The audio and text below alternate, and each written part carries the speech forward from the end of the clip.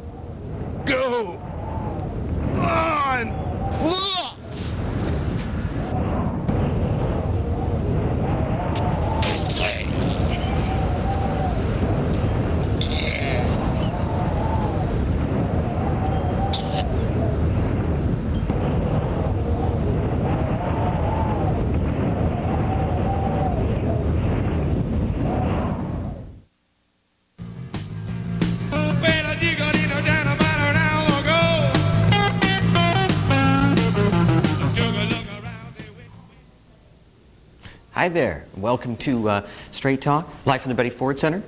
I'm the show where you call in with your relationship problems, and Jim Morrison tries to help solve them. I'm your guest translator this week, Robert Downey Jr.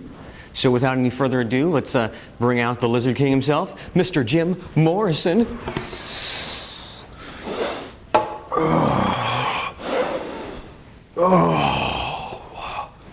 Jim. Haven't seen you since group this morning. How you doing? Holding up all right? Man, that was rough, man. Dig, that was rough. Yeah, it was pretty good stuff. Yeah. All right, you ready to help some people? Let it roll, baby, let it roll. All right. Let's get to this. Caller one. Caller, are you there? Hello, Jim, Robert. I'm a longtime viewer, first-time caller. See, me and my girl, we've been going together for, about 5 years now, and whenever we're out in the town, she's always checking out other guys. How can I get her to pay more attention to me? Jim, any advice? Yeah, man. Well, first off, man, you gotta tap into your inner thoughts. You gotta tap into your inner soul, and your soul is from your birth mother. And I could tell by your dialect, because I'm a studier of sorts, you know, that you're a southern family, you know. So anyway, man, what you need to do, you need to go down to the south, right? Because that's where it is, right? Texas, baby, it's all there. So you gotta go down to Texas and take in the soul of Texas, which is beef, right? Now there's gonna be a lady, and she's quite powerful. She's gonna tell you, don't eat the meat.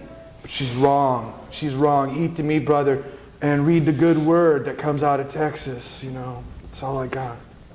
All right. Well, what Jim really said was that you should read Dr. Phil's new book. Because Jim just saw Dr. Phil on Oprah the other day, and he's talking about the exact same problem. That Dr. Phil, he's good. Yeah. All right. And if that doesn't work, you can always try being a rock star, exposing yourself. Jim said that always works for him. I think we're ready to move on.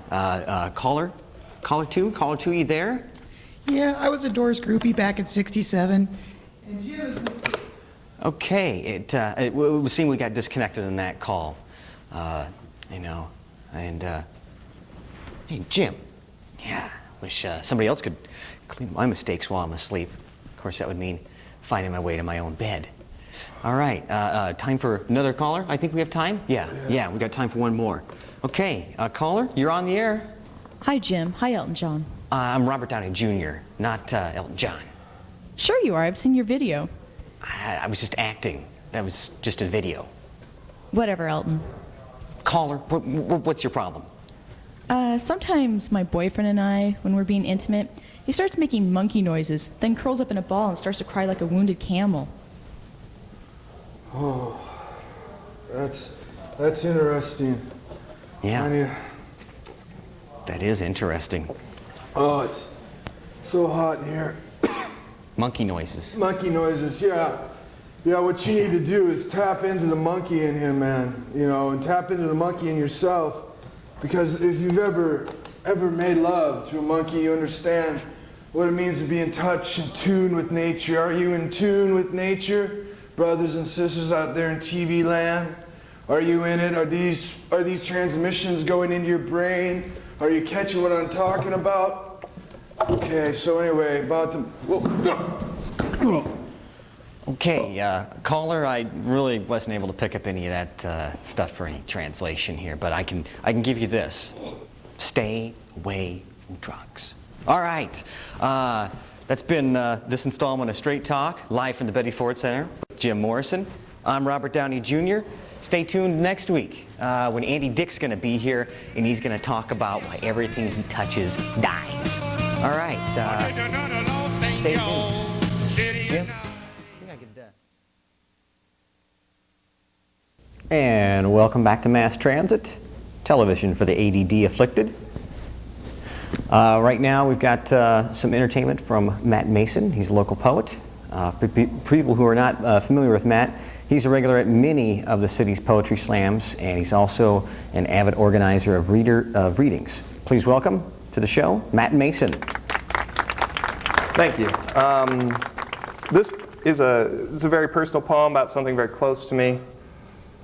Spice pork rinds are not a great food for road trips, but there you are in some South Dakota gas station in the big bags, only 99 cents. In the hours to come, you will shake out a suckling's worth of skin, puffed and crispy, crunching like little bones, though there are no bones, just this empty pig rooting around inside of you. And you pour soda on it to shut it up, then potato chips to appease it, then a ham sandwich to frighten it. But oh, it is loud and energetic. It will play in, it will jostle your slop. Wee, wee, wee, wee, all the way home. And this poem is called Definitive.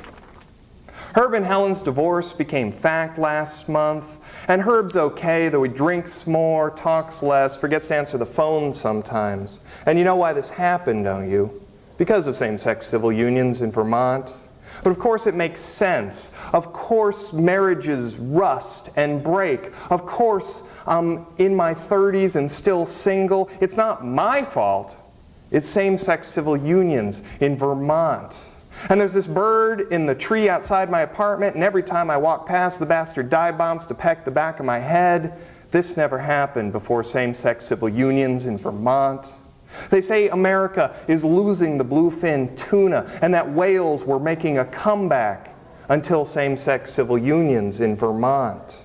The president says he wants nothing to do with Kyoto Accords, SALT II, or anti-ballistic missile treaties, while we as a nation are still threatened by same-sex civil unions in Vermont. And why was Herb arrested for soliciting a prostitute on 27th Avenue last summer? Same-sex civil unions in Vermont. And Helen's mysterious case of genital warts she gave Herb for Valentine's? Same-sex civil unions in Vermont. I mean, look around you. Why else would a dead chipmunk at Lake Tahoe test positive for bubonic plague in the year 2001? Why else would snow have fallen in Saudi Arabia last summer? Why else would my health insurance premiums keep going up, cholesterol rising, hair getting grayer? Why else would Def Leppard's drummer have lost his arm like that? The Beatles broke up because they knew it was coming. Helen takes so many pills because of the pain caused by same-sex civil unions in Vermont. It's a fact.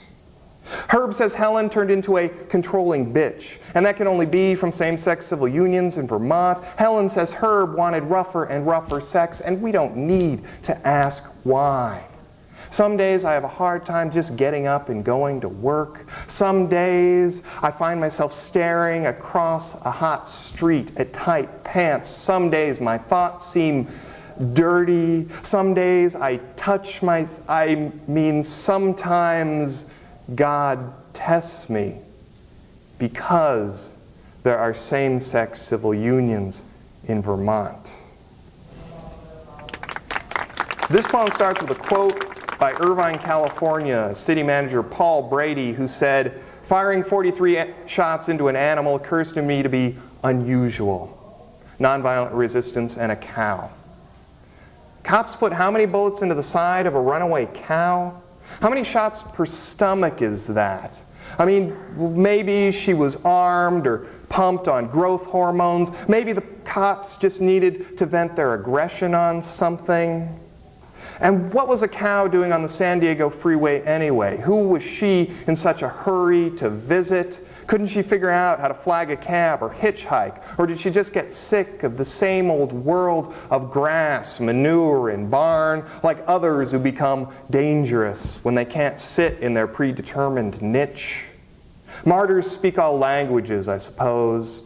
They can't be bought by any amount of magic beans as they run naked down freeways, eyes wide as moons, blowing out their brief victory. This poem is called The Good News. It starts with a quote from a bumper sticker on a car I followed for a long, long, long time between Denver and Omaha, which said, "Tell the good news about Jesus." Jesus lent me $10 when I forgot my wallet. Sure, he could have ordered a chicken pesto sandwich and broke it into 2 full meals, but he's no show-off. That's what I like about Jesus. Jesus listens to cool music. If it weren't for Jesus, I never would have known about Tom Waits or Ani DeFranco, and I sure wouldn't own any Lyle Lovett. But Jesus makes a kick-ass mixtape. Jesus loves cows, thinks my poems with cows in them are a hoot, and encourages me to look at herds of white cows in a green field and imagine salvation is underneath each windmill. Jesus tells me Pat Robertson's right, and so is Al Sharpton, that they're both wrong too, but that's not the point. His point is how God is sewn into each fabric, even yourself, even Elvis. Jesus saves and Jesus recycles. Jesus eats fish for more reasons than omega-3 fatty acids, drinks red wines for more reasons than his sacred heart.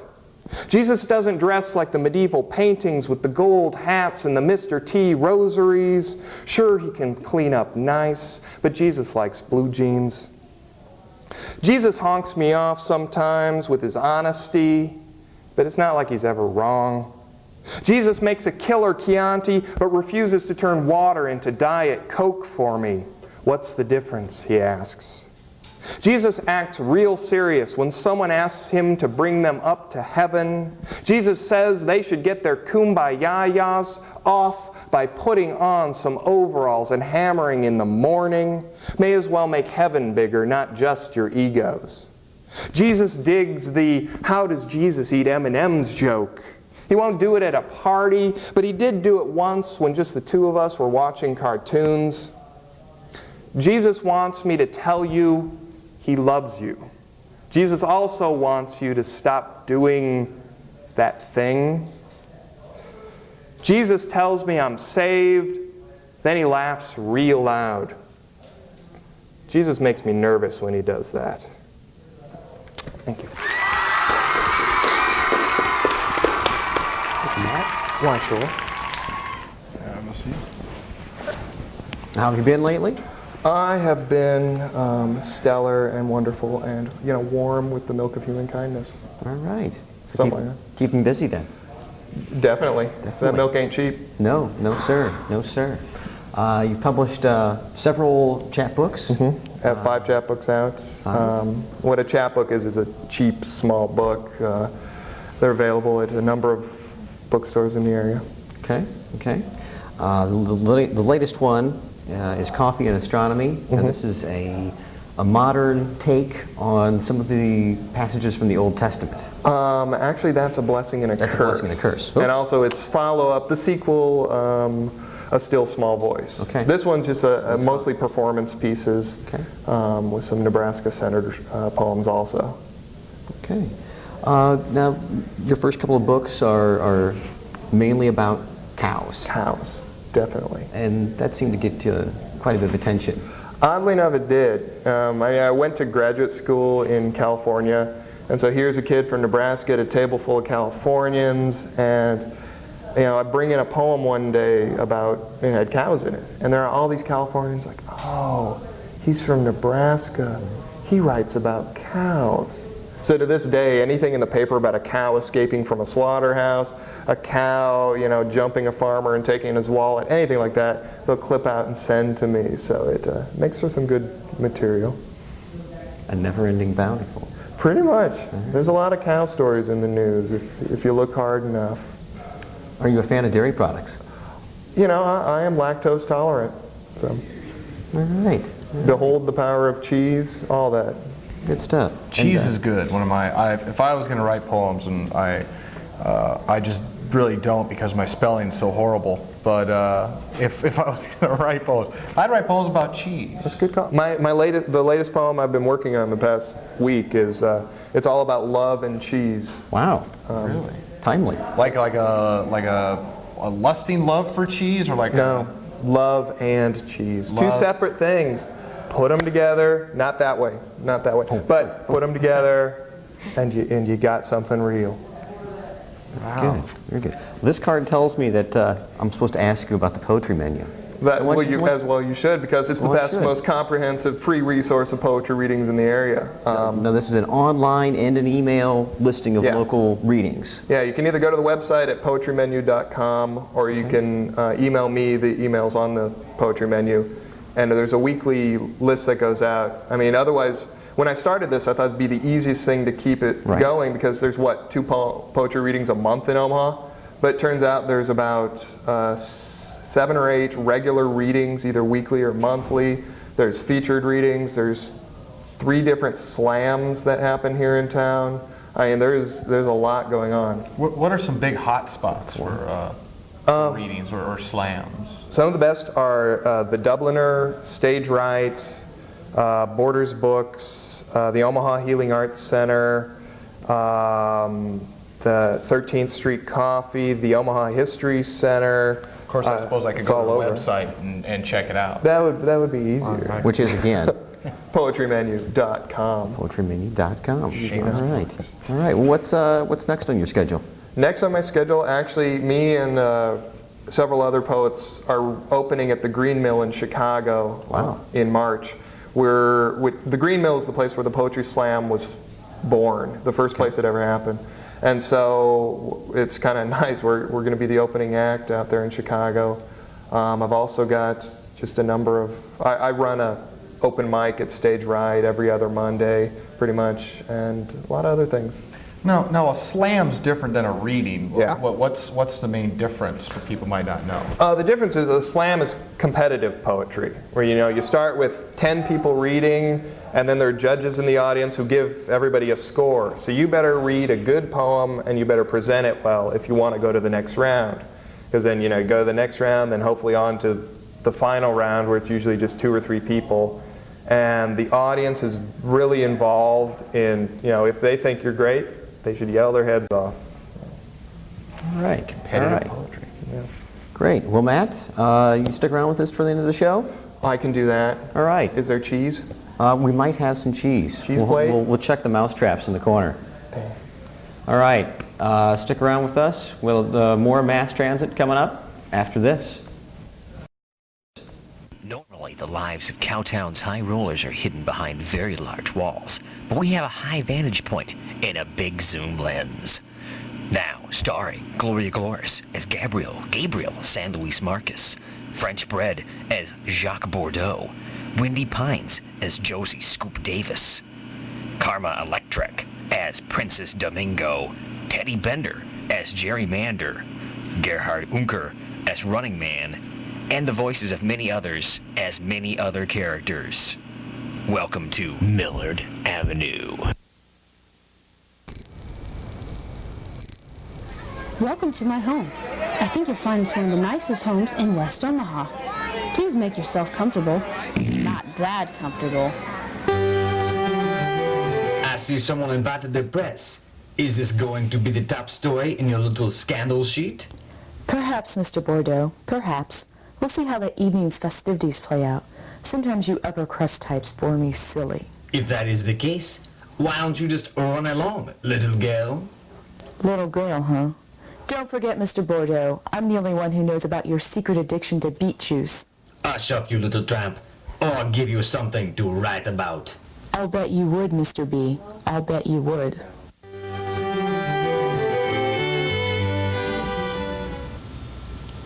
Oh, running darling, could you check on my souffle? I don't want it to fall. I don't think my nerves could take it. Why not just take another Valium? You wouldn't understand. I don't know. Sometimes it seems like you don't love me anymore. Don't be silly. You know how I feel about you. Now get back out there before anyone gets suspicious. All right, then.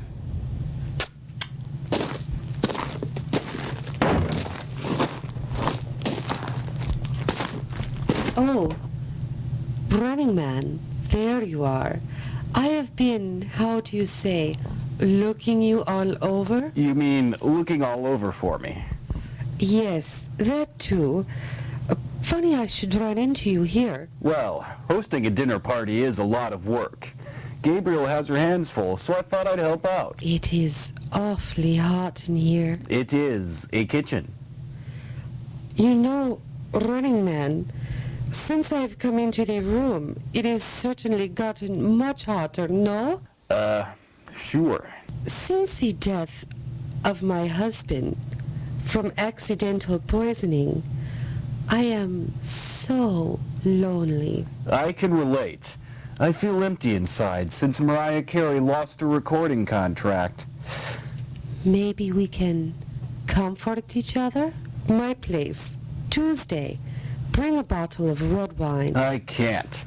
Jerry and I are going to a special screening of Spartacus. Oh, that Kirk Douglas, what a cleft. What about, how do you say, Wednesday? Jerry and I are going to the laundromat. Thursday. That's no good. Jerry and I have tickets to see Ricky Martin. It is settled then. Friday. Yeah, whatever. You won't regret it.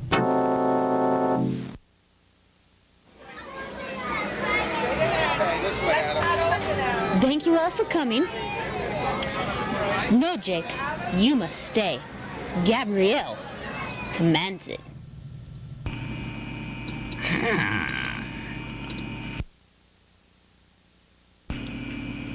You wish to speak with me? Jacques. Oui, Gabriel St. Louis Marquez? Jacques, I love you. You love me, Gabriel St. Louis Marquez? Jacques. Oui? Jacques, do you remember at the orphanage when they told you that you had a sister? Oui? Jacques, I am your sister. How can that be? You were raised among the social elite of Omaha, and I in an orphanage in France, where I was mocked by nuns for, well, you know. Oh, Jacques. Oui, Gabriel St. Louis Marquez? I'm pregnant with your baby.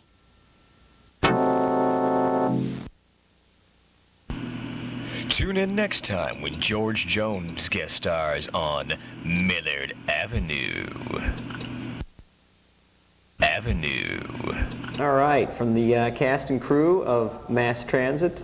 Just a few of them out here, and then, of course, who's in the control room and everything. You bet, you bet. I hope everybody had a delightful time watching it, just as good as we had doing this. Thank you for coming, Matt. Okay, better than scrambled corn.